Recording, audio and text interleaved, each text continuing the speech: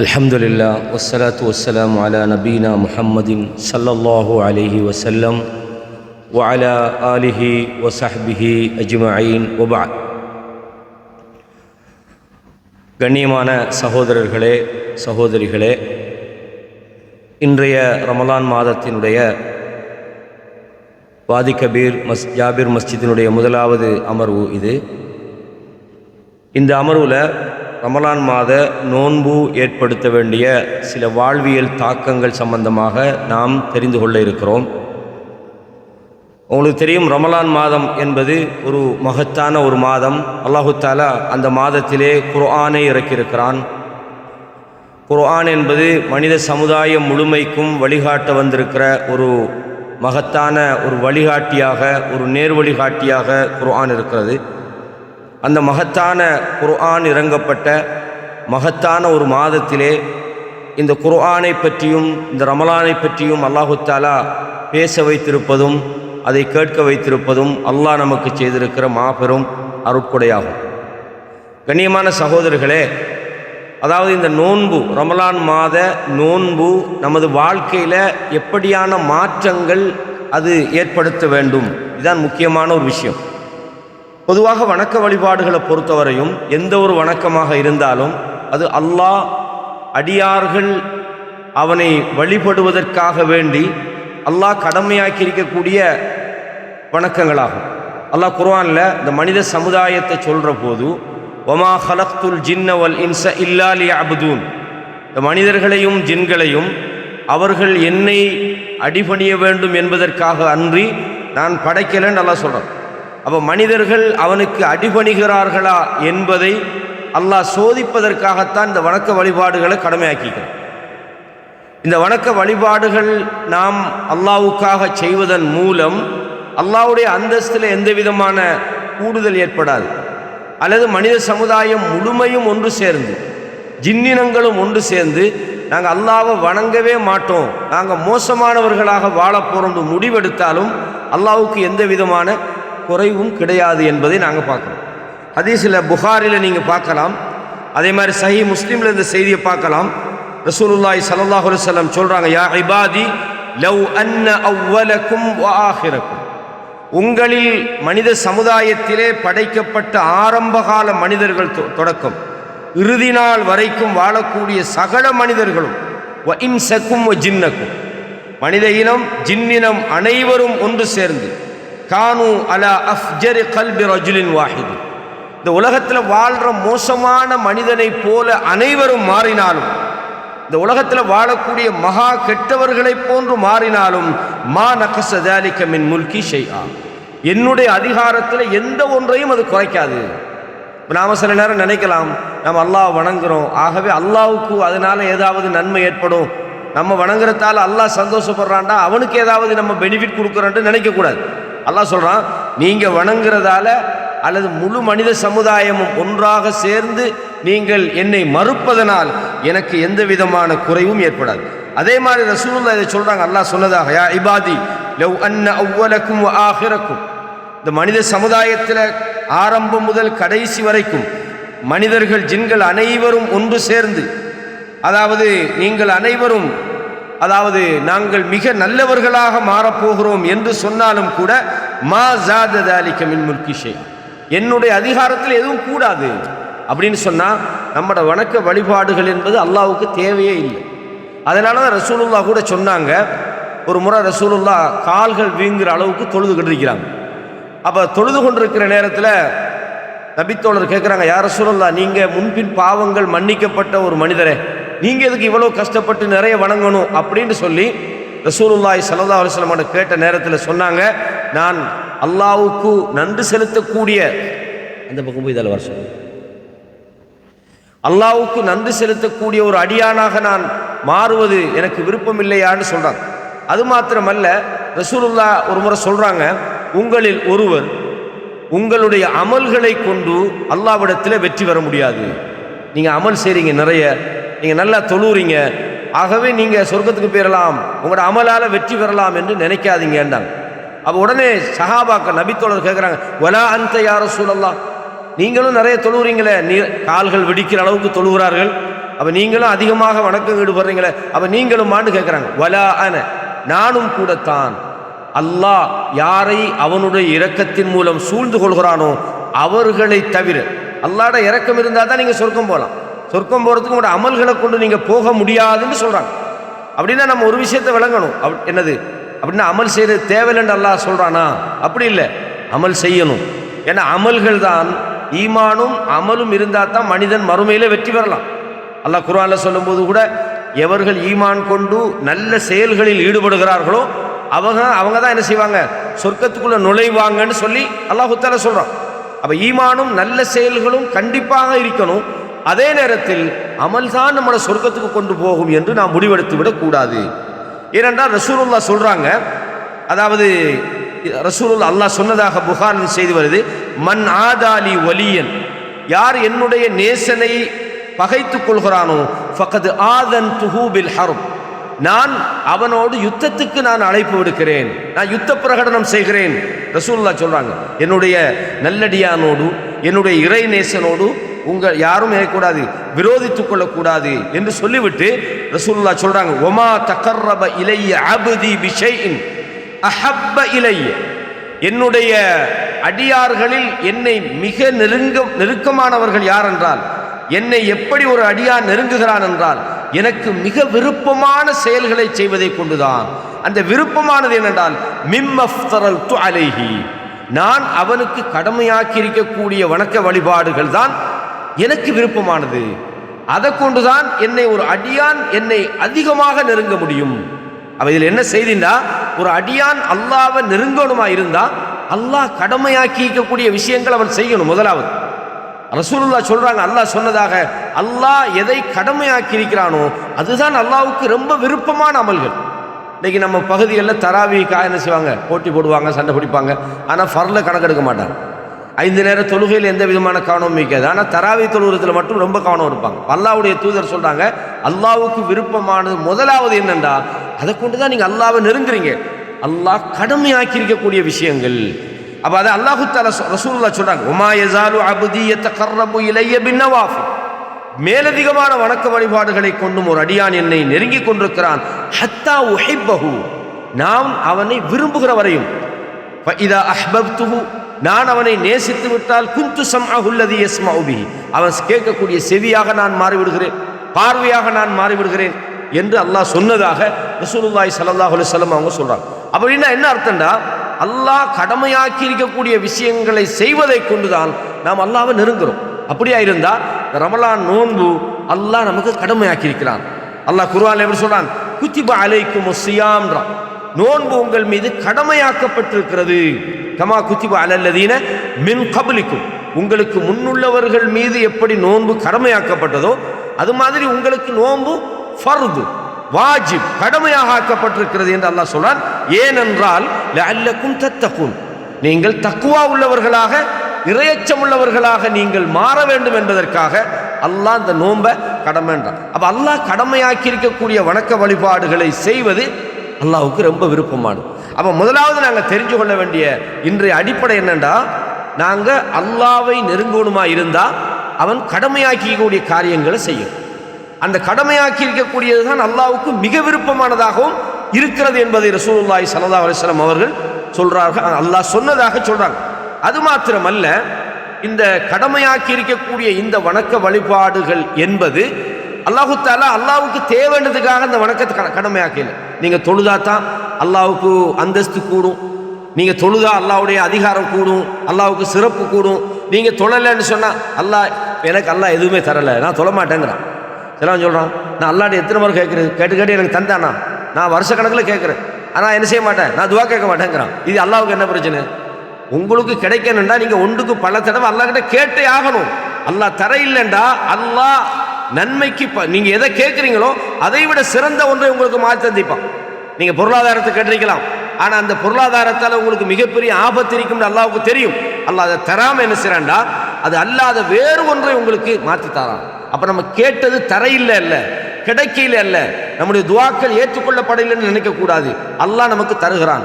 அப்போ இந்த வணக்க வழிபாடுகளை நாம் அல்லாஹ்வோட கோவித்து கொண்டு நான் அதை செய்ய மாட்டேன், நான் தொழ மாட்டேன்னு ஒருத்தர் முடிவெடுத்தா அல்லாஹ்வுக்கு எந்த பிரச்சனையும் கிடையாது. ஒரு ஆள் நோன்பு பிடிக்க மாட்டேங்கிறார், எந்த பிரச்சனையும் கிடையாது.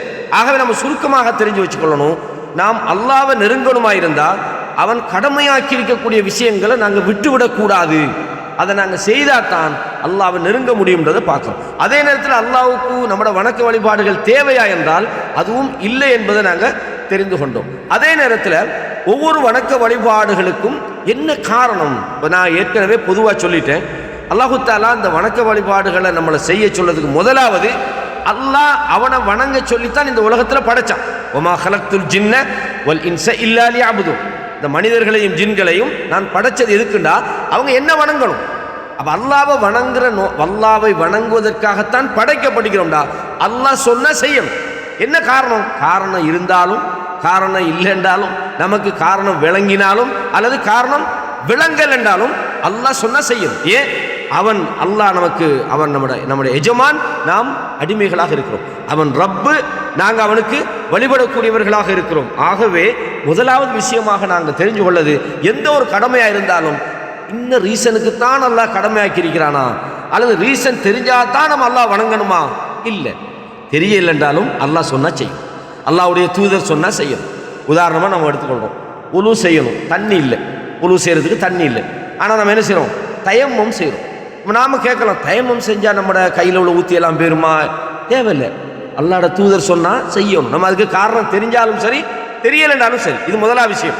அப்போ இந்த வகையில் எல்லா வணக்க வழிபாடுகளும் அல்லாஹு தஆலா அதன் மூலம் மனித சமுதாயத்துக்கு என்ன கிடைக்கும்ன்றதை சொல்லியும் இருக்கிறான். இப்போ ஒரு உதாரணத்துக்கு அல்லாஹ் தொழுகையை சொல்கிறான். தொழுகை என்பது ஒரு கடமை, தொழுகை முக்கியமானது. ரசூலுல்லாஹ் சொல்கிறாங்க, உமிர்து அன் உகாத்திலன் நாஸ், இந்த மனிதர்களோடு போர் செய்யுமாறு நான் ஏவப்பட்டிருக்கிறேன்.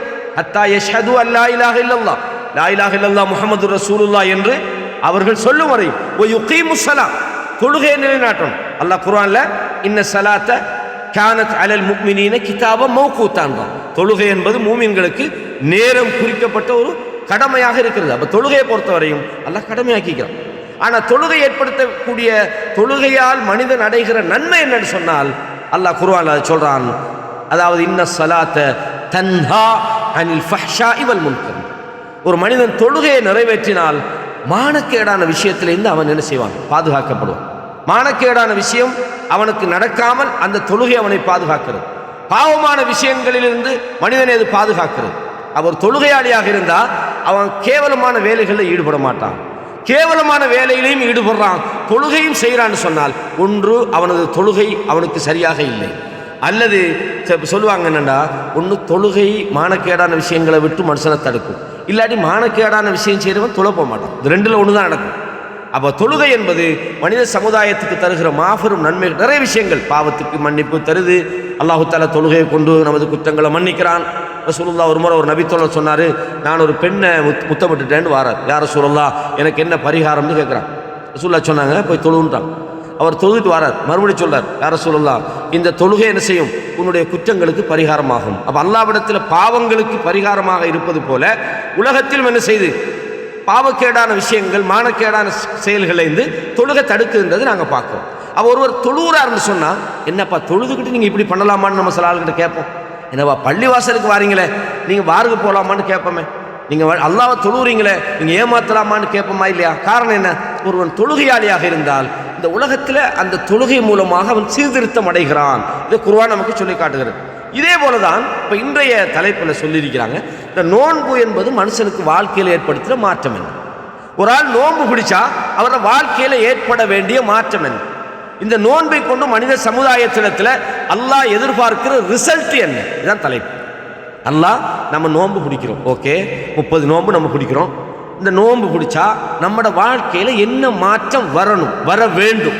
ஆனால் இன்றைக்கி சமுதாயத்தில் சில நேரம் நோம்பாளிகள்னு சொல்கிறாங்க, ஆனால் நோன்பு முடிஞ்ச உடனே அவங்களோட வளமையான வாழ்க்கையில் தான் இருக்கிறாங்க. வட்டி வாங்குறான், பாவம் செய்கிறான், மானக்கேடான விஷயத்தில் ஈடுபடுறவன் அதை செய்கிறான், ஏமாத்துறான். அப்போ என்ன ஆகுது? நோன்புட பிரச்சனையா இல்லாட்டி நோன்பு பிடிக்கிற நம்மளோட பிரச்சனையா? முதலாவது விஷயத்தை விளங்கிக் கொள்ளணும். எந்த ஒரு விஷயமா இருந்தாலும் அந்த விஷயத்தை நம்ம ஒழுங்காக நிறைவேற்றினா தான் அதில் ரிசல்ட்டை நம்ம காணலாம். நல்ல பெருமதியான வாகனத்தை வாங்கி வச்சுக்கிட்டு பெட்ரோலில் ஒரு வாகனத்துக்கு நம்ம எரிபொருள் ஊற்றாமல் வண்டி ஸ்டார்ட் ஆகும். அப்போ என்னடா இவ்வளோ காசு கொடுத்து வாகனம் வாங்கினேன்னு ஓடுது இல்லைன்னு சொல்லலாது. நீ அதுக்கு செய்ய வேண்டிய விஷயங்களை செய்யணும். அல்லது எலக்ட்ரிக்கல் வெஹிக்கிளாக இருந்தால் அதை சார்ஜ் பண்ணணும். அல்லது உதாரணமாக இந்த உலகத்தில் நாம் ஒன்றின் மூலம் பயன் காணணுமாக இருந்தால் அதை உரிய முறைப்படி நம்ம செஞ்சால் தான் பயன் காணணும்.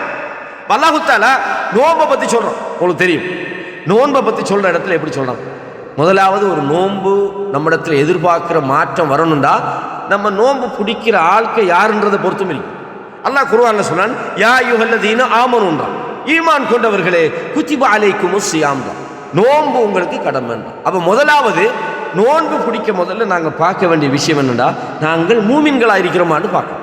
ஈமானிய வாழ்க்கையில் நாம் இருக்கிறோமா? நமக்கு ஈமானுக்கு எந்த சம்மந்தமுமே கிடையாது.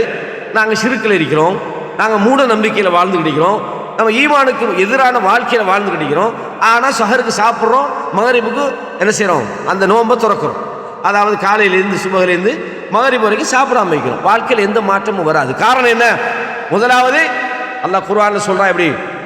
மன் அமில சாலிஹன் மின் தக்கரின் அவ் உன்ஸா வஹுவ முஃமினுன், யார் சாலிஹான செயல்களை உங்களில் ஆண்களோ பெண்களோ செய்கிறீர்களோ அவங்க மூமினாக இருந்து கொண்டு செய்தால் தான் அது நன்மை தரும் என்று அல்லாஹ் தஆலா சொல்றான். அப்போ ஈமானோடு இருந்து கொண்டு தான் நாம் நம்முடைய வணக்க வழிபாடுகள், தொழுகையாக இருக்கட்டும் அல்லது நோன்பாக இருக்கட்டும் அல்லது தான தர்மங்களாக இருக்கட்டும் அல்லது நம்ம செய்யக்கூடிய எந்த ஒரு நல்லமலாக இருந்தாலும் ஈமானியத்தோடு இருந்து கொண்டு அந்த நல்லமலை செய்தால் தான் நமக்கு அதன் மூலமாக அல்லாஹ் சொல்ற பிரயோசனம் கிடைக்கும். அப்போ நாங்கள் அதாவது நோன்பு பிடிக்கிறாரு, அவர் என்ன செய்கிறார்? தர்காவுக்கு போகிறாரு, ஷிர்க் வைக்கிறாரு, எல்லா விதமான மார்க்கத்துக்கு புறம்பான அனாச்சாரங்கள் எல்லாம் பண்ணுறாரு, நோன்பு வைக்கிறேன்றார். அந்த நோன்பு சரியான ஒரு வாழ்வியல் மாற்றத்தை தராதுன்றதை நீங்கள் அடிப்படையாக தெரிஞ்சு கொள்ளணும். இரண்டாவது அல்லாஹ் சொல்கிறான், குத்திப அலைக்குமுஸ் ஸியாம், நோன்பு உங்களுக்கு கடமையாக்கப்பட்டிருக்கிறது என்றான். உங்களுக்கு மட்டுமா? கமா குத்திப அலல்லதீன மின் கபலிக்கும், உங்களுக்கு முன்னால வாழ்ந்தவங்களுக்கும் இந்த நோன்பு கடமையாக்கப்பட்டிருக்குது. ஏன்? இன்றைக்கு நம்ம சொல்லுவாங்க, நோன்பை எதுக்கு அல்லாஹ் கடமையாக்கிக்கிறான்னு சொன்னால், பணக்காரர்கள் ஏழைகளுடைய பசியை தெரிந்து கொள்ள வேண்டும் அப்படின்னு சொன்னால் ஹஜ்ஜி மாதிரி ஒரு கடமையாக தான் நோன்பு இருந்திக்கும். அன்றாடு சாப்பாட்டுக்கு வழி இல்லாத ஆட்களையும் எல்லாம் நோன்பு பிடிங்க தான். அது பணக்காரர்கள் தானே ஏழைகளுடைய பசியை தெரியணும். மறைய ஏழை பிடிப்பானே, பிடிக்க தேவையில்லையே. அப்போ நாமளாக காரணங்களை உருவாக்கும் போது நமக்குள்ளே முரண்பாடு வரும். அது ஹஜ்ஜி மாதிரி ஒரு வணக்கமாக வச்சுட்டு போக வேண்டியது தானே. பணக்காரர்களை நீங்கள் நோன்பு விடுங்கள், இன்ன நிசாப் அளவுக்கு நீங்கள் குறைவாக இருந்தால் நோன்பு தேவையில்லையா? அவன் ஏற்கனவே அவன் பட்டினியான கிடக்கிறான். அதெல்லாம் நோக்கம், நோம்புற நோக்கம். இப்போ சில வணக்க வழிபாடுகளில் சில நலவுகள் இருக்கலாம், நம்ம அதை மறுக்க தேவையில்லை. உதாரணமாக இந்த நோன்பின் மூலமாக பணக்காரர்கள் பசியை உணர்றாங்க, அதன் மூலமாக ஏழைகளை பற்றி சிந்திக்கிறதுக்கு அவர்களுக்கு வாய்ப்பு இருக்கிறது என்ற அந்த செய்தியை மறுக்கலை.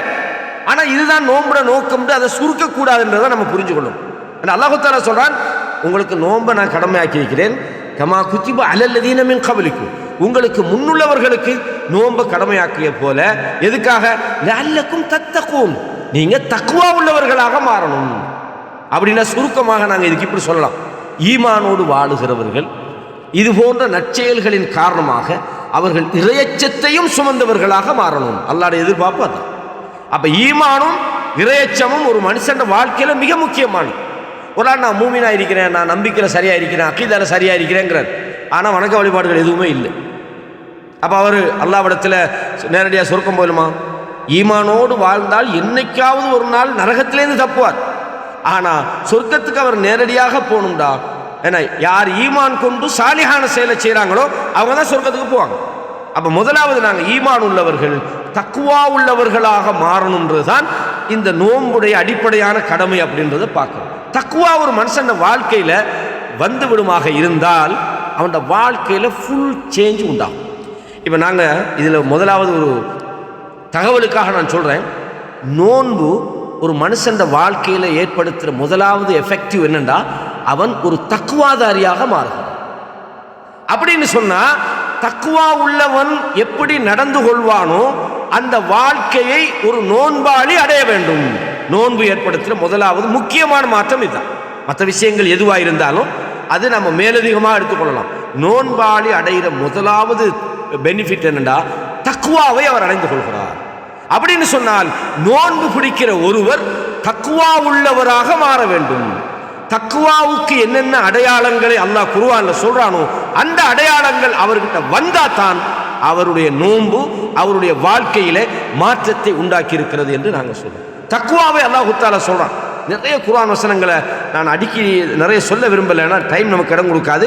அல்லாஹ் சொல்றான், அதாவது ஆமினு பில்லாஹி வ ரசூல் ருசுலிஹி, அல்லாஹ்வையும் அவருடைய தூதரையும் நீங்கள் ஈமான் கொள்ளுங்கள். வ இன் துமினு வ தத்தகு, நீங்கள் அல்லாஹ்வை நம்பிக்கை கொண்டு இறையச்சத்தோடு வாழுவீர்களாக இருந்தால் ஃபலக்கும் அஜ்ருன் அதீம், உங்களுக்கு மகத்தான கூலி இருக்கிறது.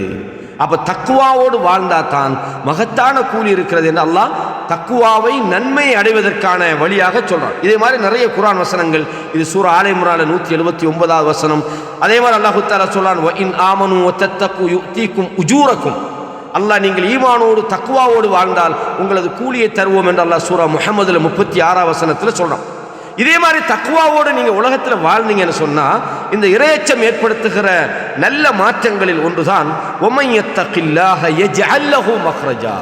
வாழ்க்கையில் நமக்கு நிறைய பிரச்சனைகள் இருக்கு. சில பிரச்சனைகள் வெளியில் சொல்ல முடியாது, ஏன்னா சொல்லக்கூடிய அளவுக்கு அது ஒரு சாதாரண பிரச்சனையாக சில ஆட்களுக்கு இருக்காது. சில விஷயங்களை வெளிப்படையாக யாருக்கிட்டையும் ஷேர் பண்ண இயலாத பலதரப்பட்ட பிரச்சனைகள் நம்ம எல்லாருக்குமே சில நேரம் இருக்கலாம். சில நேரம் நம்ம பொருளாதாரத்தில் தன்னிறைவாக இருக்கலாம். ஆனால் அது அல்லாத இன்னும் ஒரு பிரச்சனை இருக்கும். இந்த காசு பணம் எல்லாத்தையும் எடுத்துக்கிட்டே அல்லாஹ் அதை மட்டும் எனக்கு சரிப்படுத்தின்னு சொல்கிற மாதிரி பிரச்சனையாகி. ஒரு சகோதரர் சவுதியில் இருந்து சுமார் 40 வருஷம் சவுதியில் அவர் வேலை செஞ்சிருக்கார். வேலை செஞ்ச நேரத்தில் அவரை வழி அனுப்புறதுக்காக அவருடைய நண்பர்கள் விமான நிலையத்துக்கு போய்க்கிறார்.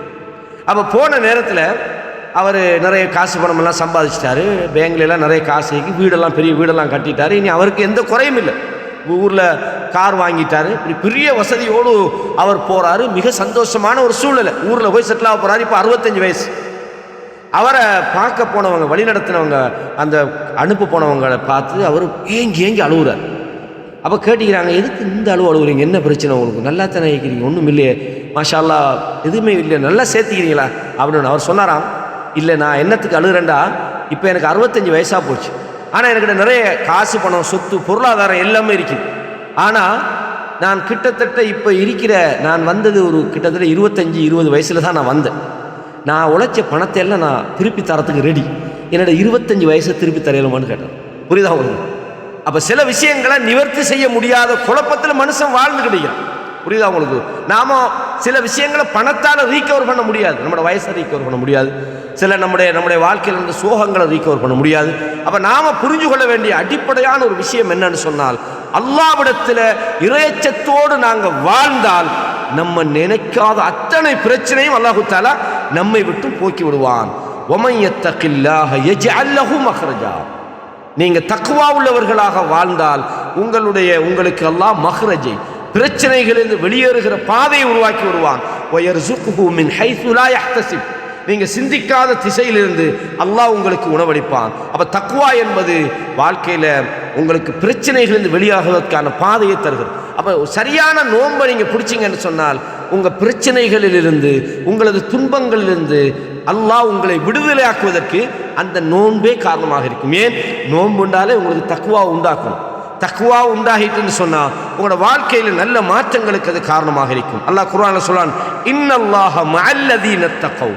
எவர்கள் தக்வாவோடு வாழ்கிறார்களோ அந்த இறையச்சம் உள்ளவர்களோடு அல்லாஹ் இருக்கிறான். வல்லதீனஹும் முஹ்ஸினூன். எவர்கள் நல்லவர்களாக வாழுகிறார்களோ அந்த நல்லவர்களோடு அல்லாஹ் இருக்கிறான் என்பதை நாங்கள் பார்க்கிறோம். எனவேதான் ரசூலுல்லாஹ் எந்த ஒரு சந்தர்ப்பத்திலும் தக்வாவை பற்றி உபதேசம் பண்ணினாங்க. ஒரு சந்தர்ப்பத்தில் அல்லாஹ்வுடைய தூதர் ஒரு உருக்கமான ஒரு உபதேசம் பண்ணினாங்க. மௌஇலத்தன் பலீகத்தன் சொல்லுவாங்க.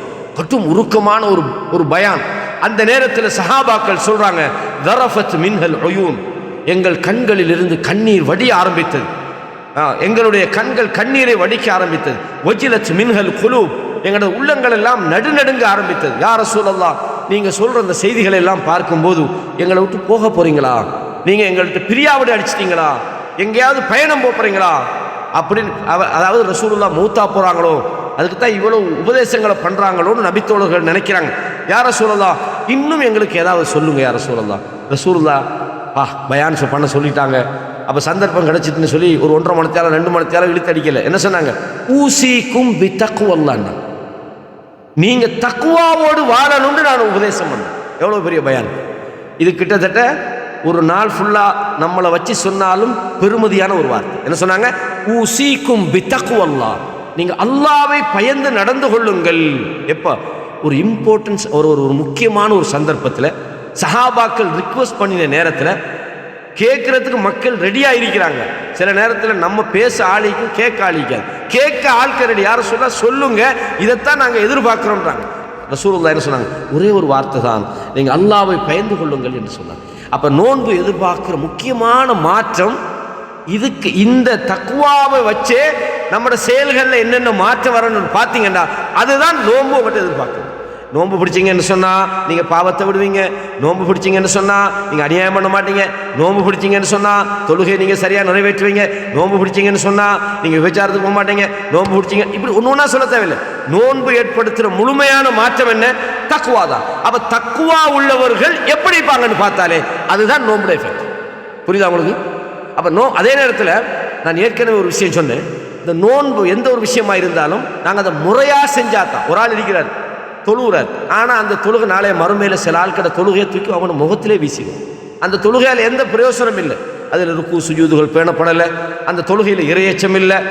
அல்லாஹு தஆலா குர்ஆன்ல சொல்ல நயவஞ்சகர்களை பற்றி எப்படி, அதாவது முதபதபீன பைனதாலி, அவங்க சத்தியத்துக்கும் அசத்தியத்துக்கும் இடையிலே தடுமாறுகிற ஒரு கூட்டம்னு சொல்கிறாங்க. அவங்க எப்படின்னு சொன்னால் வைதா காமு இல ஸலாத்தி காமு குஸாலா, தொழுகைக்கு வராங்க, தொழுகைக்கு வந்து நின்றாங்கன்னு சொன்னா சோம்பேறிகளாக நிற்கிறாங்க. வலா யذ்குரூனல்லாஹ இல்லா கலீலா, அல்லாஹ்வை கொஞ்சம் தான் ஞாபகப்படுத்துறாங்க. அப்ப இந்த தொழுகை மனுஷன் வாழ்க்கையில் ஏதாவது மாற்றத்தை உண்டாக்குமா? கண்டிப்பா உண்டாக்காது. நோன்பும் அதே மாதிரி தான். நிறைய பேர் என்ன நினைக்கிறாங்கன்னு சொன்னா, நோன்புன்னு சொன்னா சஹருக்கு சாப்பிட்டுட்டு மகரிபு வாங்க சொன்ன உடனே நாம் என்ன செய்யணும், அது வரைக்கும் நம்ம பசியோடு தாகத்தோடு இருந்து மகரிபுக்கு நோன்பு திறந்து அதான் நோன்பு. அதல்ல. ரசூலுல்லாஹ் சொன்னாங்க, நிறைய பேர் நோன்பு அவங்க பசியில் இருக்கிறதையும் தாகத்தையும் தண்ணியையும் தடுக்கிறத தவிர எந்த பிரயோசனமும் இல்லைன்னா. நிறைய பேர் நோன்பு பிடிக்கிறாங்க, ஆனால் அந்த நோம்பால அவங்க பசியில் இருக்கிறதும் தாகத்தில் இருக்கிறதும் தான் மிச்சம். அதால் அவங்களுக்கு எந்த பிரயோசனம் இல்லைன்றாங்க. அப்போ தக்குவாவை நாம் அடையணும்னு சொன்னால் நாங்கள் பிடிக்கிற நோன்பு அது நோம்பாக இருக்கணும். வெறுமனே சுபக தொழுகையிலிருந்து மகரிப் வரைக்கும் பட்டினி நடக்கிறதாக மாறக்கூடாது. ரசூலுல்லாஹ் என்ன சொல்கிறாங்க? யார் மல்லம் எத கவுல ஜூரி வல் அமல் அபி. இப்போ நோன்பை பிடிச்சிக்கிட்டு பாருங்கள், எவ்வளோ பொய் சொல்கிறாங்க, எவ்வளோ சீட் பண்ணுறாங்க, எவ்வளோ மோசடி பண்ணுறாங்க, பொய்யான விஷயங்கள். ரசூலுல்லாஹ் சொன்னாங்க, கஃபா பில் மர்இ கதிபன் ஐ யுஹத்திஸ பிகுல்லி மா சமிஅ. காதில் வாங்குறது எல்லாம் போய் மற்றவங்ககிட்ட சொல்கிறான். என்னப்பா யார் சொன்ன? இல்லை இந்நாள் சொன்னார், இல்லை ஃபேஸ்புக்கில் நான் பார்த்தேன், அங்கே சொன்னாங்க இங்கே சொன்னாங்கன்னு சொல்லி மற்றவங்ககிட்ட போய் சில செய்திகளை சொல்கிறீங்க. ரசூலுல்லாஹ் சொல்கிறாங்க, கஃபா பில் மர்இ கதிபன் ஐ யுஹத்திஸ பிகுல்லி மா சமிஅ. காதில் வாங்குறது எல்லாம் பிறருக்கு சொல்கிறானே அவன் பொய்யன் என்பதற்கு போதுமான ஒரு சான்று ரசூலுல்லாஹ் சொல்கிறாங்க. அப்போ நோம்பாளின்னு சொல்லிக்கிட்டு நீங்கள் என்ன செய்றீங்க? ஃபேஸ்புக்கில் உட்காந்துக்கிட்டு வார பொய்யெல்லாம் ஷேர் பண்ணிட்டு போச்சு நோம்பு. அப்போ நோம்பை நம்ம உயிரோட்டம் உள்ளதாக மாற்றினா தான் அது தரக்கூடிய ரிசல்ட் சரியாக இருக்கும். நோம்பே பிரச்சனைண்டா அங்கே தக்குவா எங்கே வரப்போகுது? இன்னைக்கு நிறைய பேர் நோன்பு பிடிக்கிறாங்க, ஆனால் நோம்பால மாற்றம் வரலண்டா. என்ன காரணம்டா? நீங்கள் பார்த்தீங்கன்னா அவங்களோட நோம்புல ஏதாவது ஒரு கோளாறு இருக்கத்தான் செய்யும். ரசூலுல்லாஹ் என்ன சொன்னாங்க? பொய்யை விடுங்க, பொய் சார்ந்த செயலை விடுங்க. அப்படி நீங்கள் விடலைன்னு சொன்னால் அல்லாவுக்கு நீங்கள் சாப்பிடாம ஐக்கியத்தில் எந்த தேவையும் இல்லை. நல்லா தின்னுங்க. எதுக்கு நீங்கள் பொய் சொல்லிக்கிட்டு நோன்பு பிடிக்கணும்? நீங்கள் எதுக்கு பொய்யான விஷயங்களில் ஈடுபடுறீங்க? அப்போ நோன்பு என்பது முறையான நோன்பாக இருக்கும்போது தான் அதனுடைய விளைவு சரியாக இருக்கும் என்பதை மீண்டும் ஒரு முறை நாங்கள் ஞாபகப்படுத்தி வச்சுக்கொள்ளும். கண்ணியமானவர்களே, எனவே அல்லாஹு தஆலா எல்லா சந்தர்ப்பத்திலையும் நீங்கள் நோம்பாளிகள், நீங்கள் தொழுகையாளிகள் அப்படின்னு சொல்லி அல்லாஹு தஆலா பயமுறுத்தலை, இறையச்சத்தின் மூலமாகத்தான் பயமுறுத்துறான். யா அய்யுஹன்னாஸ், மனித சமுதாயமே, இத்தகூ ரப்பக்கும், உங்களோட ரப்பை நீங்கள் பயந்து கொள்ளுங்க. இன்ன ஸல்ஸலத்த ஸாஅத்தி ஷைஉன் அதீம், அல்லாஹ்வுடைய அந்த மறுமையின் அதிர்ச்சி இருக்கிறதே அது மிக பயங்கரமானதாக இருக்கும். அல்லாஹ் பயந்து கொள்ளுங்க. யௌம தரவுனஹா தذهل كل مرضعة عما أرضعت, பால் கொடுக்கிற ஒவ்வொரு தாயும் தன்னுடைய குழந்தையை மறந்து விடுவாள், குழந்தையை ஈன்று விடுவாள். அதே மாதிரி கற்பத்தில் குழந்தையை சுமந்திருக்கிற ஒவ்வொரு தாயும் தன் குழந்தையை ஈன்று விடுவாள். அதே மாதிரி பால் கொடுக்கிற ஒவ்வொரு தாயும் குழந்தையை மறந்து விடுவாள். அல்லாஹ் தஆலா சொல்லி காட்டுறான். அந்த நாளிலே மனிதர்கள் எல்லாம் வெறி பிடிச்சு போயிருப்பாங்க. தக்வா இறையச்சத்தோடு வாழுங்கள் என்பதற்கு அல்லாஹ் இந்த செய்திகள் எல்லாம் சொல்லி காட்டுறான். எனவே கண்ணியமான இஸ்லாமிய சகோதரர்களே, அப்போ இறையச்சம் என்பது வாழ்க்கையில் அது வந்து விடுமாக இருந்தால் அது நம்முடைய நடவடிக்கைகளில் பலவிதமான மாற்றங்களை கொண்டு வரும். ஒரு நோன்பாளிக்கிட்ட ஏற்பட வேண்டிய மிக முக்கியமான மாற்றங்கள், நோன்பை நீங்கள் பிடிச்சி அந்த நோன்பின் இறையச்சம் உங்களோட வாழ்க்கையில் இருக்குமாக இருந்தால் நாங்கள் உடனே அதில் இருந்து என்ன செய்வோம்? கவனமாக மாறும். அல்லாஹ் சொல்றான், இன்னல்லதீன தகவ் இதா மஸ்ஸஹும் தாயிஃபும் மினஷ் ஷைத்தான், அதாவது இறையச்சம் உள்ளவர்களை பொறுத்தவரையும் அவர்களுக்கு ஷைத்தானிடமிருந்து ஏதாவது ஒரு தீண்டுதல் ஏற்படுமாக இருந்தால் ததக்கரு நல்லுணர்வு பெற்றுக் கொள்கிறார்கள். அப்போ தக்குவா என்பது மனித வாழ்க்கையில் ஏற்படுத்த வேண்டிய மிக முக்கியமான ஒரு விஷயம்தான். தப்பு நடந்துட்டா உடனே என்ன செய்வாங்க, நாங்கள் அதுக்கு செய்யலை இதுக்கு இல்லை. நீங்கள் தப்பான ஒரு வார்த்தையை பேசிட்டீங்க, நீங்கள் பொய்யை பேசிட்டீங்க, அல்லது நீங்கள் ஒரு பாவமான வார்த்தையை பேசிட்டீங்க, அல்லது ஒரு முஸ்லீமை நோகடிக்கிற மாதிரி நீங்கள் அவமானப்படுத்துகிற மாதிரி நீங்கள் நடந்து கொண்டீங்கன்னா ஒரு ஷைத்தானிய தாக்கம் நமக்கு வருமாக இருந்தால், தக்குவா நம்முடைய உள்ளத்தில் இருந்தா, இறையச்சம் நம்முடைய உள்ளத்தில் இருந்தா, ஒரு இறையச்சம் உள்ளவன் உடனே நல்லுணர்வு பெறுகிறான். அல்லாஹ் சொல்றான் ஃபஇதாஹும் முப்சிரூன். அதே மாதிரி அல்லாஹ் தஆலா இந்த இறையச்சம் என்பது மனித சமுதாயத்துக்கு சொர்க்கத்தை கொடுக்கும்ன்றதை நாங்கள் பல சந்தர்ப்பத்தில் பார்த்துக்கிறோம். இன்னலில் முத்தகீன மஃபாஸா, அதாவது யார் தக்குவாவோடு வாழ்கிறார்களோ அவர்களுக்கு மஃபாஸா வெற்றி இருக்கிறது. அவங்களோட வாழ்க்கை தான் சக்சஸான வாழ்க்கை, அவங்க தான் வெற்றி அடைவார்கள் என்று அல்லாஹ் தஆலா இறையச்சம் உள்ளவர்கள் வெற்றி பெறுவார்கள் என்று குர்ஆன்ல நிறைய சொல்றான். இதே மாதிரி அல்லாஹ் சொல்றான் மஸலுல் ஜன்னah அல்லதி உஇதல் முத்தகூன். இறையச்சம் உள்ளவர்களுக்கு அல்லாஹ் ஆக்கியிருக்கிற அந்த சொர்க்கம் இருக்கிறதே, அது தஜ்ரி மின் தஹ்திஹல் அன்ஹார், கீழே ஆறுகள் ஓடிக்கொண்டிருக்கிற சொர்க்கமாகும். அப்போ தக்வாவை நாம் அடைகிற போது அந்த இறையச்சம் நமக்கு தார மிகப்பெரிய பரிசு என்னண்டா நிரந்தரமான ஒரு சொர்க்கம். சென்ற ஒரு 2 தினங்களுக்கு முன்னால, அதாவது நிரந்தரமான இன்பம் என்ற தலைப்பில் நம்முடைய ஷேக் முஜாஹித் மௌலவி பேசினார். ஒரு இன்பம் மனுஷனுக்கு இருக்கிறதால அவனுக்கு சந்தோஷம் வராது. அது நம்மக்கிட்ட எவ்வளோ காலத்துக்கு இருக்கும், நீண்ட காலம் இருக்குமா? நமக்கு அல்லாஹ் தஆலா ஒரு நியாமத்தை தாரான், ஒரு கல்வியையோ அல்லது நமக்கு ஒரு அமானிதத்தையோ அல்லது ஒரு பொருளாதாரத்தையோ அல்லது உலகத்தில் எந்த விதமான எதை தந்தாலும் நம்ம எப்போ சந்தோஷப்படும்டா, இது நமக்கு எவ்வளோ காலத்துக்கு நம்மளோட இருக்கும். ஒன்றும் இது இருக்கும், நம்ம மூத்தா போயிடும். அப்படி தானே? நம்ம உழைச்ச பொருளாதாரம் இருக்கும் பேங்கில், அப்படியே இருக்கும். ஆனால் அதை அனுபவிக்கிறதுக்கு நாம் இருக்க மாட்டோம். அப்படியே நாம இருப்போம், நம்முடைய நியாமத்துகள் நம்முடைய சொத்துகள் அல்லது நமக்கு வழங்கப்பட்டவைகள் இல்லாமல் போகும். அப்போ சந்தோஷம் என்பது நிலையாக இருந்தால் தான் அது சந்தோஷம், அது நிரந்தரமான நீடுழிய அந்த சந்தோஷமாக இருக்கணும். அல்லாஹ் சொல்றான் இறையச்சம் உள்ளவர்களுக்கு நாம் வைத்திருக்கிற அந்த சொர்க்கம் இருக்கிறதே, அது கீழே ஆறுகள் ஓடுகிற அந்த சொர்க்கம். அதனுடைய அல்லாஹ் தஆலா சொல்றான் அது நிரந்தரமாக அதில் அவர்கள் தங்கியிருப்பார்கள் என்று அல்லாஹ் தஆலா வேறு சில இடங்களில் சொல்லி காட்டும். அப்போ தக்வாவை பொறுத்தவரையும் அல்லாஹ் தஆலா என்ன சொல்றான்னு சொன்னால், இந்த உலகத்தில் மனிதன் விரும்பக்கூடிய எல்லாவற்றையும் சொல்லிவிட்டு, எதையெல்லாம் மனுஷன் விரும்புவானோ எல்லாவற்றையும் சொல்லிவிட்டு அல்லாஹ் சொல்றான் குல் அஉநப்பிஉக்கும் பிகைரின் மின் தாலிக்கும் லில்லதீன இத்தகவ். அல்லாஹ்வை பயப்படுகிறவர்களுக்கு இதைவிட சிறந்ததை உங்களுக்கு நான் சொல்லித் தரட்டுமா? அல்லாஹ் சொல்றான், அவனிடத்தில் சொர்க்கம் இருக்கிறது. இந்த ரப்பிஹிம் ஜன்னாத்துன் தஜ்ரி, அவர்களுக்கு கீழே ஆறுகள் ஓடுகிற சொர்க்கம் இருக்கிறது. ஹாலிதீன ஃபீஹா, அது கொஞ்ச நாளைக்கு அல்ல, நிரந்தரமாக அதிலே தங்குவார்கள். இந்த உலகத்தில் உள்ள எல்லா இன்பங்களையும் சொல்றான். பெண்களை சொல்றான், ஆபரணங்களை சொல்றான், சொத்துக்களை சொல்றான், வீடுகளை சொல்றான், காணிகளை சொல்றான், ஆடு மாடு ஒட்டகங்களை சொல்றான், எல்லாவற்றையும் சொல்லிவிட்டு அல்லாஹ் சொல்றான் இதைவிட சிறந்தது என்ன தெரியுமா? தக்குவாவோடு நீங்கள் வாழுங்கள். அப்போ தக்குவாவை அடைந்து கொள்ள வேண்டும் என்ற நோக்கத்துக்கு தான் இந்த நோன்பை நமக்கு தந்திருக்கிறது. அந்த நோக்கத்தை நம்ம நோன்பை சரியான முறையில் நிறைவேற்றுண்டால் அந்த இறையச்சம் நம்மளோட வாழ்க்கையில் வரும். இறையச்சம் நம்மளோட வாழ்க்கையில் வந்து விடுமாக இருந்தால் நம்மளை வாட்ச் பண்ணுறதுக்கு யாரும் தேவையில்லை. அதுவே நம்மளோட பாவத்திலேருந்து நமக்கு தடுத்து விடும். அதுவே நமக்கு சரியான ஒரு பாதையை காட்டும். உங்களுக்கு தெரியும், ரசூலுல்லாஹ் சொன்னாங்க, சுஇல ரசூலுல்லாஹி ஸல்லல்லாஹு அலைஹி வஸல்லம் அன் அக்ஸரி மா யுத்கிலுன் நாஸல் ஜன்னah, அதிகமாக மனிதர்களை சொர்க்கத்துக்குள்ள நுழைவிக்கிற விஷயம் என்னன்னு கேட்கப்பட்ட நேரத்தில் தக்வல்லாஹ் வ ஹுஸ்னுல் குல்குனா, அல்லாஹ்வுக்கு பயந்து நடக்கிற இறையச்சமும் நல்ல பண்பாடுகளும் தான் என்று சொன்னார். அவ இறையச்சத்தை உண்டாக்கணுன்றதுக்காக வேண்டித்தான் அல்லாஹ் இந்த மாதத்தை நமக்கு தந்திருக்கிறான்.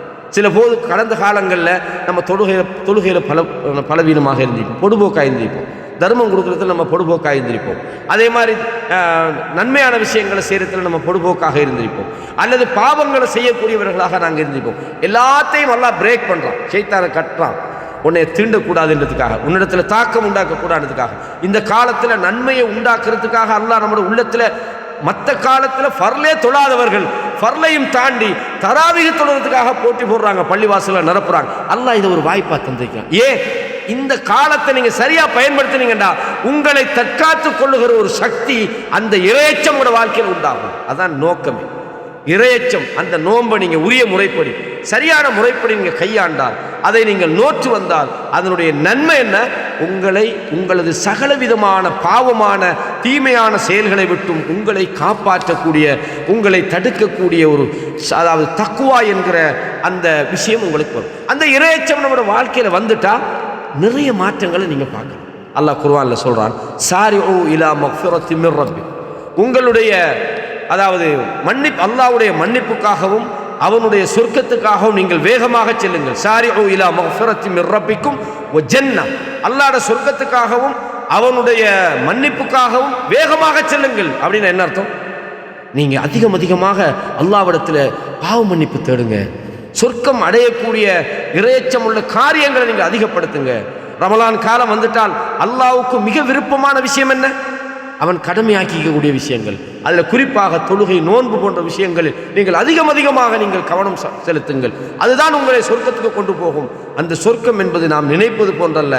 அர்துஹ ஸமாவாத்து வல் அர்த், அதனுடைய விசாலம் வானம் பூமியின் அளவுக்காக இருக்கிறது. அல்லாஹ் சொல்றான், உஇத்தத் லில் முத்தகீன், நீங்க இப்படியெல்லாம் செஞ்சீங்கண்டா அந்த அந்த அந்த தக்வாவின் காரணமாக அல்லாஹ் சொல்றான், இது அந்த இறையச்சம் உள்ளவர்களுக்காக அல்லாஹ் அந்த சொர்க்கத்தை ஆக்கியிருக்கிறான். நீங்கள் நல்லபடியாக அமல் செய்து அல்லாஹ்வுக்கு பயந்து இஹ்லாஸான முறையில் நபி வழி அடிப்படையில் நீங்கள் அமல் செஞ்சீங்கன்னு சொன்னால் அல்லாஹ் சொல்றான், உங்களுக்கு சொர்க்கம் இருக்கிறது. அது இறையச்சம் உள்ளவர்களுக்காகவே தான் ஆக்கப்பட்டிருக்கிறது. இறையச்சம் என்பது நம்மளை ஏற்படுத்த வேண்டிய மாற்றம் என்ன? இறையச்சம் உள்ளவர்கள் யார் என்று அல்லாஹ் அடையாளப்படுத்துகிற போது, அல்லதீன யுன்ஃபிகூன ஃபிஸ் ஸர்ராஇ வத்-தர்ரா, அவங்க செலவழிப்பாங்க. அதாவது இந்த அல் இன்ஃபாக், செலவழிப்பது என்பது ஈமானியத்தோடு சேர்த்து நிறைய சொல்றான். இல்லை குறிப்பாக ஜகாத்தை பற்றி அல்லாஹு தஆலா சொல்றான். அது இல்லாமல் பொதுவாக இந்த மனிதாபிமானத்தோடு நடப்பது, பிறர் மீது இரக்கம் காட்டுவது, பிறருக்கு நாங்கள் என்ன செய்யறது, தர்மம் கொடுப்பது என்பது இறையச்சத்துக்கான மிக முக்கியமான அடையாளம். அல்லாஹு தஆலா தக்வாவை சொல்ற இடங்களை எல்லாம் நீங்க எடுத்து பார்த்தீங்கன்னு சொன்னால் அந்த இடத்துல மனிதர்கள் செலவழிப்பதை பற்றி அல்லாஹு தஆலா பேசுறான். அல்லாஹ் என்ன சொல்றான், அல்லதீன யுன்ஃபிகூன ஃபிஸ் ஸர்ராஇ வத்-தர்ரா, அவங்களுக்கு ஒரு செழுமையாக இருக்கிற நேரத்திலும் கஷ்டமாக இருக்கிற நேரத்திலும் அவர்கள் செலவழிப்பார்கள். வல் காஸிமீனல் கைர், கோபத்தை அவர்கள் விழுங்கி விடுவார்கள். வல் ஆஃபீன அனின் நாஸ், மனிதர்கள் செய்கிற தவறுகளை அவர்கள் பொறுத்துக் கொள்வார்கள். வல்லாஹு யுஹிப்புல் முஹ்சினீன். அப்ப இதில் என்ன? முதலாவது அல் அல் அல் இன்ஃபாக், யுன்ஃபிகூன ஃபிஸ் ஸர்ரா வத் தர்ரா. ரெண்டாவது விஷயம் என்ன? தக்வா. நம்ம உதாரணமாக சில ஆட்களை பார்த்தீங்கன்னு சொன்னால், ஆரம்ப காலத்தில் நம்ம பார்த்துக்கிறோம், அதாவது இந்த பழைய காலத்தில் பள்ளி வாசலில் நோம்புலாம் சண்டை வர்றது கூட. நோம்புல தான் என்னது, நான் நோம்பு வெறியோடு இருக்கிறேம்பாங்க. ஏன்னா அந்த நோம்பு வெறி அவங்க அப்படின்னா உண்மையாகவே அந்த நோம்புட யதார்த்தத்தை அவங்க சரியான முறையில் அடையலை. அதனால தான் நான் சும்மா இருங்க, நான் நோம்பு வெறியோடு இருக்கிறேன் தெரியும் தானேம்பாங்க. பள்ளிவாசலில் பார்த்தீங்கன்னா அடிதடி, இந்த தராவி தொழுகைக்கு சண்டை பிடிப்பாங்க. அந்த பள்ளிவாசலில் என்ன சரி இந்த பொருள்கள் வரும், அதில் சண்டை பிடிப்பாங்க. அந்த காலத்தில் எல்லாரும் பள்ளியில் வந்து சேருது, கெட்டவன் நல்லவன் எல்லாம் சேரும்போது அந்த ஒன்று சேர்ற நேரத்தில் வர பிரச்சனை பள்ளிவாசலில் நிறைய பிரச்சனை வரும். அப்போ தக்குவா, இந்த நோன்பு ஏற்படுத்துகிற பிரதான மாற்றமே நீங்கள் தக்குவா உள்ளவர்களாக மாறணும். அப்போ இறையச்சம் உள்ளவன் அடையாளம் என்ன? அல் காஸிமீனல் கைர், கோபத்தை அவன் முழுங்கிடுவான். கோபத்தை அடக்குறன்றது வேற, முழுங்குறன்றது வேற. முழுங்குறன்னா பிரச்சனை வரப்படாது. கோபத்தை கண்ட்ரோல் பண்றதுக்கு நிறைய வார்த்தைகள் அல்லாஹ் தஆலா அந்த இடத்துல சொன்னான். காஸிமீன்ன்றான், கோபத்தை அவர்கள் விழுங்கி விடுவார்கள் என்று அல்லாஹ் தஆலா சொல்றான். அப்ப நோன்பின் மூலமாக நாம் அடைகிற முக்கியமான மாற்றம் என்னன்னா, நம்முடைய கோபத்தை கண்ட்ரோல் பண்றவங்களாக மாறும். பொறுமை உள்ளவர்களாக நோன்புல நாம் என்ன செய்யறோம், நமக்கு முன்னால நமக்கு சாப்பாடு நம்ம கண்ட்ரோல் பண்றோம். ஹலால் சாப்பிடலாம், நம்ம சாப்பாடு தான், நம்மட கஞ்சி தான், நம்மட ஃப்ரூட்ஸ் தான், நம்மட ஜூஸ் தான். ஆனா எடுக்க மாட்டேன், அல்லாஹ் பார்த்து கிடைக்கிறான். அப்ப நம்மட மனசை கட்டுப்படுத்துற அந்த தர்பியாவை நோன்பு நமக்கு தருது. நம்ம எல்லாமே இருக்குது, நம்மட மனைவி இருப்பாங்க, ஆனா நமக்கான அந்த இல்லற தேவைக்கு நாங்கள் என்ன செய்ய மாட்டோம், ஈடுபட மாட்டோம். அப்ப காரணம் நம்மட உள்ளத்தை கண்ட்ரோல் பண்ற, உள்ளத்தை கட்டுப்படுத்துற அந்த தர்பியாவை நோன்பு தருது. அப்ப இந்த தர்பியாவோடு ஒரு மாசம் வளர்ந்தவன் இன்னொருத்தன் எடுப்பானா, நம்மட பொருளையே நம்மளுக்கு எடுக்கிறதுக்கு நமக்கு அனுமதி இல்லை, அல்லாஹ்வுக்கு பயந்து. அப்ப இந்த தர்பியா தான் இறையச்சம் உருவாக்குற அந்த பயிற்சி.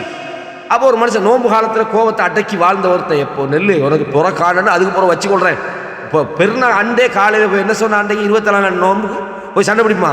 பிடிக்கப்படாது. இன்னைக்கு அதான் நடக்குது. பெருநா முடிஞ்ச உடனே டிவியை திறந்துடுறாங்க. அது வரைக்கும் டிவிக்கு பின்னாம்பரிய புடவத்துல போட்டு மூடி வச்சிருது. என்னன்னு கேட்டால், நோன்பு காலத்துல எல்லாம் டிவி பார்க்கப்படாதான். பெருநா வந்த உடனே போட்டுறது பாட்டம், சினிமா, எல்லா கூத்து கும்மாளம் எல்லாம் ஓடும். அப்போ இது என்ன நோன்பு? இது நம்மளை ஏமாத்துற நோன்பு. நாம் நோன்பு காலத்தில் இறையச்சத்துக்காக எப்படி பாவங்களாக இருந்து நாம் அதை தவிர்க்கிறோமோ, அது நோன்பு முடிஞ்ச உடனே நம்ம செய்கிறோம்டா, அப்போ அந்த நோன்பு நம்மகிட்ட நல்ல மாற்றத்தை கொண்டு வரல.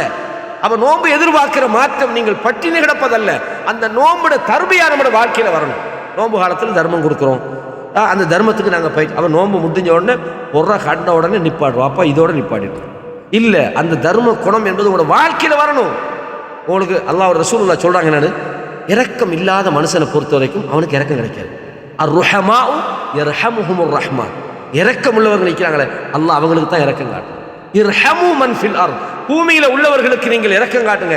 யர்ஹம்கும் மன் ஃபிஸ் ஸமா, வானத்தில் உள்ள உங்களுக்கு இரக்கம் காட்டும். அப்போ ரமலான் மாசத்தில் நாம் என்ன செய்கிறோம்? நிறைய தர்மம் கொடுக்கக்கூடியவர்களாக நிறைய பேரை பார்க்குறோம். மற்ற காலங்களில் கொடுக்கவே மாட்டாங்க, ஆனால் ரமலான் வந்தால் வாரி இறைக்கிறாங்க. ஆனால் ரமலான் முடிஞ்ச உடனே அதான் ரமலான் முடிஞ்சிட்ட மராய வாரிங்க வீட்டு பகம்பாங்க.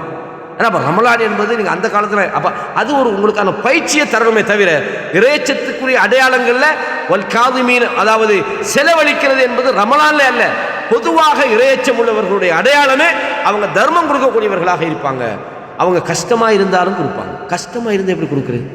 நபித்தோழர்களுடைய வாழ்க்கையில் நீங்கள் பார்க்கலாம். ஒரு நபித்தோழர் தன்னுடைய ரசூலோட விருந்தாளி, உங்களை யார் சரி இருக்கிறீங்களாப்பா, சாப்பாடு கூட்டி போங்களேன், விருந்தாளி வந்துக்கிறாங்க. ஒரு நபித்தோழர் சொன்னால் நான் கூட்டி போகிறேன்றார். அப்போ நீங்கள் நினச்சிட்டிக்கலாம், இன்றைக்கி நம்மளாம் சரி வாங்க வீட்டில் போய் சாப்பிடுவோம் ஹசரத்துனா என்னங்க ஏதாவது ஒரு ரெடி இல்லாட்டி ஃபோன் பண்ணி டக்குன்னு ஆர்டர் பண்ணி டக்குன்னு சொல்லுங்கன்னு நம்ம அப்படி இருந்தால் தானே கூட்டிப்போம். அப்போ இந்த சஹாபி என்னத்தை வச்சுக்கிட்டு கூட்டிகிட்டு போனார்? ஈச்சமலை சரி இருந்ததா, பால் இருந்ததா, சாப்பாடு இருந்ததா? ஒன்றும் இல்லை.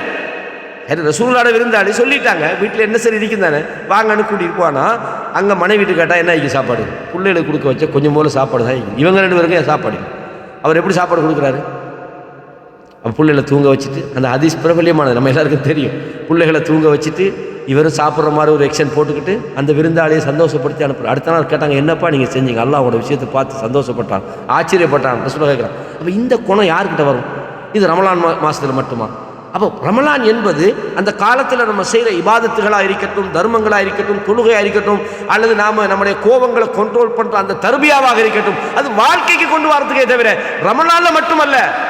அல்லாஹு தஆலா தக்வாவுடைய அடையாளங்கள் சொல்கிற எல்லா விஷயங்களும் அந்த ரமலானில் அல்லாஹு தஆலா உங்களில் ஒருவர் நோன்பாளியாக இருந்தார். ஏன்னா அவர் என்ன செய்யக்கூடாது? கெட்ட பேச்சுக்களை பேசக்கூடாது, மானக்கேடான விஷயங்களை பேசக்கூடாது. ரசூலுல்லாஹ் சொன்னாங்க, நான் நோன்பாளின்னு சொல்லுங்கள். உங்களோடு யாராவது சண்டை பிடிக்க வந்தாங்கன்னு சொன்னாங்க, அல்லது உங்களோட பேச வந்தாங்கன்னு சொன்னாங்க, என்ன சொல்ல? இன்னிம்ரஉன் ஸாயிமுன், நான் நோன்பாளின்னு சொல்லிடுங்க அப்படின்னு சொல்லி ரசூலுல்லாஹ் சொல்கிறாங்க. அப்படி நான் நோன்பு காலத்தில் சண்டை பிடிச்சிக்கொள்ளாங்கன்னு அர்த்தம். அப்போ நோன்பு முடிஞ்ச உடனே அந்த நோன்பு 10 சண்டை பிடிச்சா நீ தானே சொல்லி போட்டு அடிக்க சொன்னாங்க. இல்லை, அதோட அந்த தர்பியா தான் நாங்கள் சப்ஜெக்ட். நீங்கள் அந்த கண்ட்ரோல் பண்ணுறீங்க. ஒரு பிரச்சனைக்கு ஒருத்தன் வந்தால் கூட ஒதுங்கி போகிற அந்த பண்பாட்டை தக்வா கொண்டு வரணும். அல்லாஹ் இதைத்தான் இங்கே சொல்லி காட்டுறான், வல் காதிமீனல் கைஸ் வல் ஆஃபீன அனின் நாஸ். மனிதர்களுடைய தவறுகளை மன்னிக்கிற அந்த பண்பு இருக்குது, அந்த ஆகப்பெரிய தக்வாவுடைய ஆகப்பெரிய பண்பு. மனிதர்கள் செய்கிற அந்த தவறுகளை அவர்கள் பொறுத்து கொள்ளக்கூடியவர்களாக இருப்பார்கள். அல்லாஹ் சொல்கிறான், வல்லாஹு யுஹிப்புல் முஹ்சினீன். அல்லாஹ் இப்படிப்பட்ட நல்லவங்களை தான் விரும்புகிறான். இந்த நல்லவங்க ரமலானில் மட்டுமா? மற்ற காலத்தில் எல்லாம் செய்யலாமா? மற்ற காலத்தில் யாராவது உங்களோட சண்டைக்கு வந்தால் இழுத்து போட்டு அடிக்கணுமா, மிதிக்கணுமா? இல்லை, அப்பையும் நம்ம பொறுமையாக தான் இருக்கணும். அப்போ பொறுமையை நமக்கு உண்டாக்கணுன்றது தான் நோன்பு நம்மிடத்தில் எதிர்பார்க்குற முக்கியமான ஒரு விஷயம். தர்மத்தை உருவாக்கணுன்றது தான் இந்த நோன்பு நம்மகிட்ட எதிர்பார்க்குற முக்கியமான விஷயம்.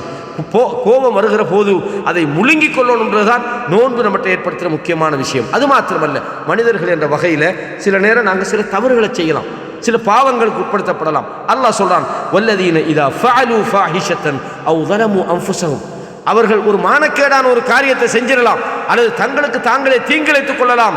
ஸக்கருல்லாஹ், உடனே அல்லாஹ் நினைப்போம், சி நம்ம இப்படி செஞ்சிருக்க கூடாது, நாம் இந்த செயலை செஞ்சிருக்க கூடாது, நம்ம கடமையை விட்டிருக்க கூடாது, நம்ம இந்த பாவத்தை செஞ்சிருக்க கூடாது.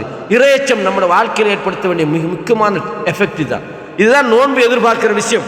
நாம் ஒரு பாவத்தை செஞ்சிட்டா, என்னப்பா நீங்கள் தப்பாக செஞ்சிட்டீங்களே, இந்த பாருங்க நீங்கள் சொல்ல வராங்க.